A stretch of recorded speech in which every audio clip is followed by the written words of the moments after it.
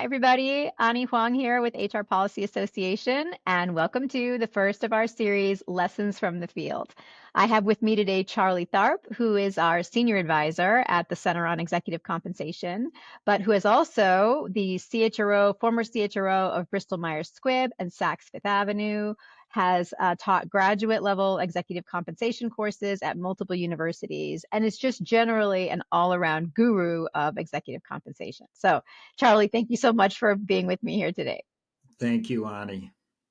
So, we are going to discuss the current state of executive compensation and maybe offer up some thoughts for CHROs and heads of total rewards based on Charlie's decades of experience in the field. So, first question I want to ask you, Charlie, is just why exec comp? I mean, what drew you to the field? What keeps you going? Yeah, I think a lot of things turn different people on. I have what used to be in McClellan and others studied theories of motivation. Mine's one, I have a high need for mastery. So when I like something, I like to really go deep in it. And I had a chance to study it in law school. I had a chance to study it in some graduate work I did in tax. And so it just keeps speaking to me. And the nice thing now, it's so important for CHROs. It's so important for various practitioners because companies and boards worry about it. And for me in my career, having done it in companies, having done it as a consultant, the real icing on the cake was when with Tim and Rich Florish, we founded the center. And that gave me a chance to really kind of leverage all that experience and interest to helping a lot of companies. And it's just been a wonderful journey since we started this in 2008. Been our gain, Charlie. So, okay, so moving on then to CHROs. I mean, what do you see from your position now, your bird's eye view, as the two biggest challenges that CHROs are facing with exec comp today? Yeah, so I think one is this whole issue of balancing the various sort of stakeholders or people that have an interest in pay. When I first started doing this, it was during the era, and many, many years of it was all a shareholder centric model. And of course, that's been changing, and we use the phrase stakeholder centric. And so I think really determining which stakeholders are most important.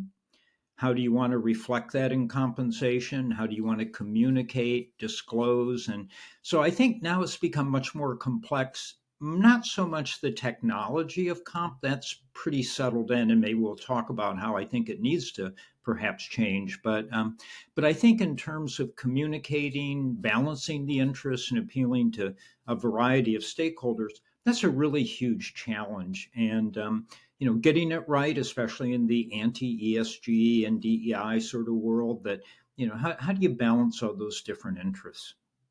What do you do if two stakeholders disagree, which I think we're increasingly finding? Yeah, so as I talk with committees, and you and I spend a lot of time doing that, I always like to start with, given the nature of your business, which stakeholders are most important? And what are those interests of those stakeholders? And how can you incorporate that either in your incentive program or how you communicate and maybe develop people and put an emphasis within your company on those sort of areas of performance that are most interesting to your highest priority stakeholders? And then try to communicate it in a way that kind of bridges the different interests, but again, always remembering that you can't please everybody, and what you want to do is make sure that whatever you're putting in your incentive programs or setting objectives, that it really is addressing the interests of the people that are most important to your business. Of course, shareholders, but then perhaps employees, perhaps various vendors or regulators. You really have to look at your own business and say, at the end of the day, if I have these 4 or 5 different voices that are trying to influence what I do, which is really most important for my mission, my strategy, and how do I do that in a way that satisfies them, but at the same time being careful not to, alienate or have a sort of a red flag in front of the other stakeholders. But you can't please everyone. Yeah. Yeah. And to your point, Charlie, about DEI and ESG measures in pay, there was an interesting Glass Lewis blog that was talking about a company and it sort of did this analysis to say they had, opposing shareholder proposals on the topic of DEI. What should they do?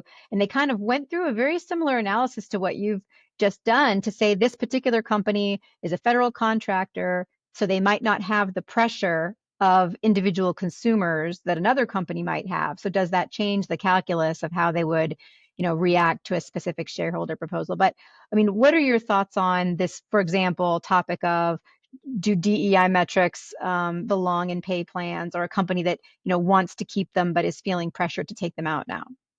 Yeah, I reflect back to a briefing we did with the comp committee. We did it jointly, where we were talking about the small percent of total pay that's often reflected in these, and I made sort of the bold comment that it's probably not enough to really change behavior. And the comp committee chair said, "Well, I beg to differ. When we put this metric in, we saw a big change in what we were trying to accomplish in terms of representation."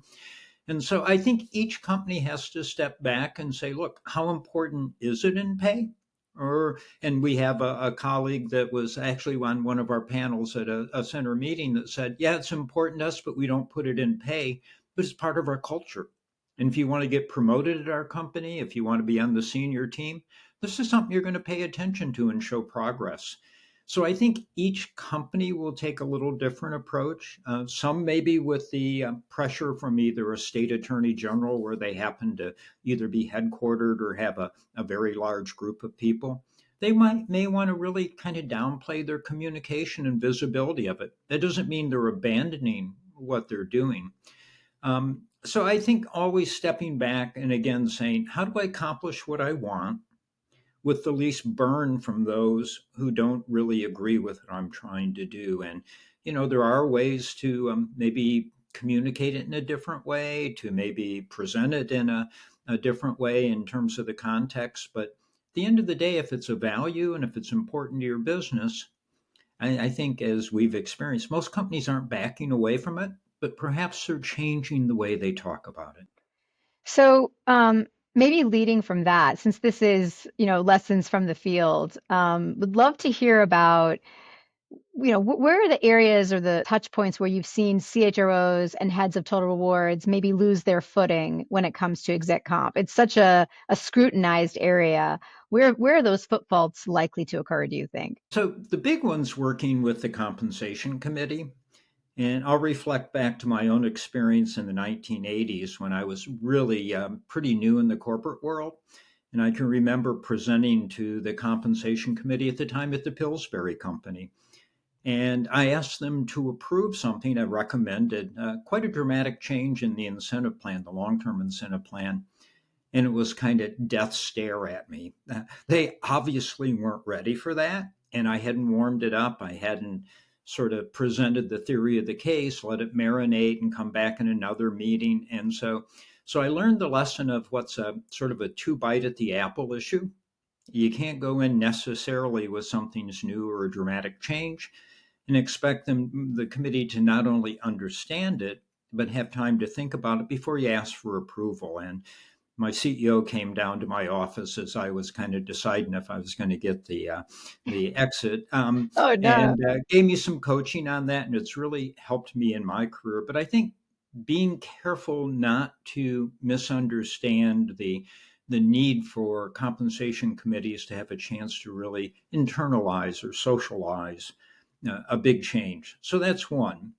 And I think the other that I did witness with a company that I was helping, that the CHRO came across as really being an advocate of management, and which is problematic because CHRO is also management. So it didn't feel very good to the committee, and the person didn't kind of get the body language and the tone in the meeting, and it didn't end well. But being careful that you work for two people, you work for the committee, and you work for your CHRO, but I'm sorry, CEO, but you have to be careful not to come across as trying to just advocate for management as opposed to being the presenter of sort of facts and truth, so to speak, and always looking credible. And this was a case where someone came across as not being sort of even handed in how they were presenting material. to the committee.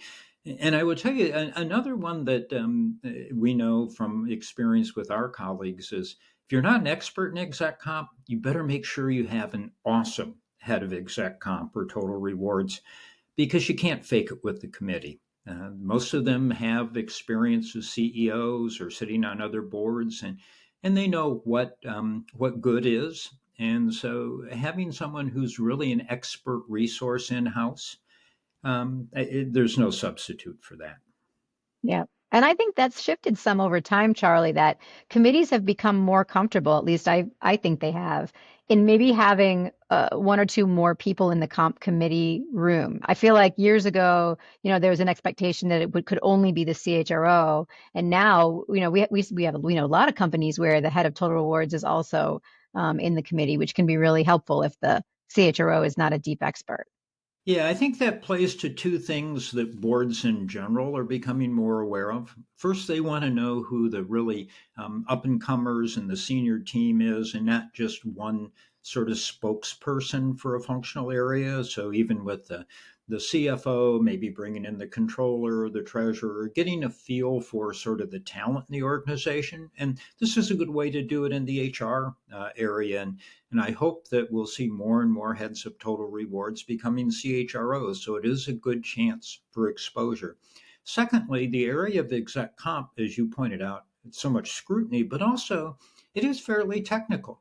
And there are some deep questions that either in terms of the expense impact, the accounting, the share utilization, or how different proxy advisors or investors are going to view it. There's a lot of complex questions that the committee will make sure that they're on top of. Having an expert resource in there is really just a wonderful idea for a CHRO. All right, last question for you, Charlie. This is the question we always get. Looking forward, what are the developments in exec comp that you are anticipating? Where are we headed? Is there anything new on the horizon that CHROs and heads of total rewards should be on the lookout for? Yeah, I think one area perhaps over the last few years we've become maybe a little lax in is our whole sort of focus on new thinking. And so, one area is, as we've been talking about at the center, and hopefully there's getting more interest, is this whole issue of simplification. Purposeful complexity is great, but I think at times we get pushed into complexity to try to satisfy various sort of stakeholders, be they proxy advisors or the latest information from consultants. So I think that's one. And I think a companion idea with that is helping your committee get a little more comfortable with doing things that not everyone else does. The compensation committees seek a lot of comfort from being right down the middle of the fairway because everyone else is already doing something, but that might not be best for your firm. And a lot of research now is starting to point out that companies that perhaps take a different path in the design of incentives perform awfully well. So I think the whole idea of experimentation and thoughtful challenging sort of the status quo and not necessarily doing what the rest of the pack does, I think that's going to be something we're going to see more of. I think, secondly, we're coming to the realization that part of the internal pay equity within companies and society in general is that most executives have benefited very nicely from what's been going on in the equity markets until the last couple of weeks. But over the last couple of decades, we've seen tremendous growth in the value of companies and the Dow Jones S&P 500, the levels that it's reached. Well, executives and senior management get a lot of their pay in equity, and they've benefited from that.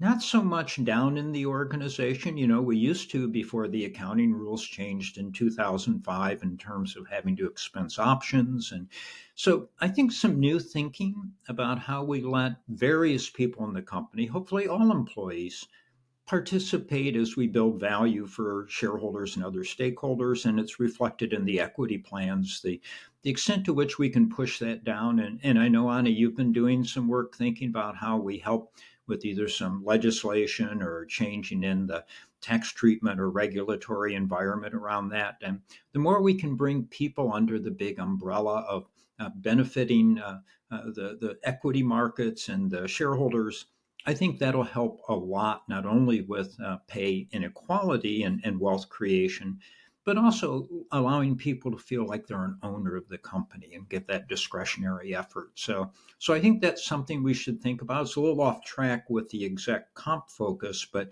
I think it's hand in hand because some of the criticism of exec comp has been around the difference in terms of the earnings of CEOs and how that's grown over time versus perhaps the lag in what we've seen with the average worker. Absolutely, Charlie. And we've seen some really creative approaches from companies, from using equity grants for individuals that would not normally be equity eligible to kind of really make a statement about performance and potential, reserving a certain amount of equity to award to non-equity eligible employees every year, to founders grants, to, companies that have equity grants for hourly workers. I mean, there's been a lot of creativity around this, and that'll be so interesting to see how that develops. All right. Well, Charlie, this has been fantastic. Thank you. Thank you to our listeners. And stay tuned for the next in the Lessons from the Field series, which will be with our friend, former McDonald's CHRO, Rich Flourish, on the perils and pitfalls for the CHRO in CEO succession. Thanks for watching, everybody. Bye. Thank you.